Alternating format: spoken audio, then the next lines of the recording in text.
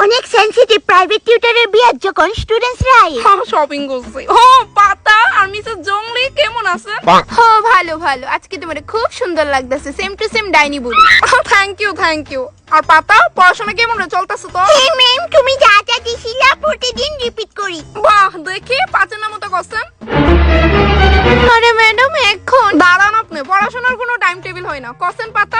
5 ওকে 5 আর 5 দোকানে 7। বেটটা কই আমার? এত করে শিখাইছি, এই নে শিখছস? হ্যাঁ আরে ম্যাডাম, আজকের দিনটা তো আপনি অন্তত চলো মা আমরা ওইদিকে যাই। 5 দোকানে 9 হয়, তাই এনে 7 কয়। এরপর তো কোনো মাস্টার বালানা। এই রামতুনি বেটা একটু শুনেন। হ্যাঁ কোন কইতাছে হেদিকে দেখতাছেন একটা বাচ্চা পোলা নিয়ে শার্ট পরে যাইছে। কই কোন দিকে ম্যাডাম? আরে আপনি কানা নাকি তা ওইতো দি পুরা 14 গোষ্ঠী লই আমার বিয়া খাইতে যাইছে। ও আচ্ছা দেখছি। কইতাছে এই পোলার গোষ্ঠীটা যদি এনয় গিলতে আয় তো কইবেন খাওন নাই। খাওন তো আছে কেন কইতাম? কেন মানে জানেন নি 2 মাস ধরে আমার বেতনই দেয় না। শুনেন ভালো দিকে, তারা যদি এনো খাইতে আয় কইবেন খাওন তো একটু আগে শেষ হয়ে গেছে গা, কি তা যে করতাম। কিটা কইবেন? খাওন তো একটু আগে শেষ হয়ে গেছে গা, কি তা যে করতাম। একদম রাইট।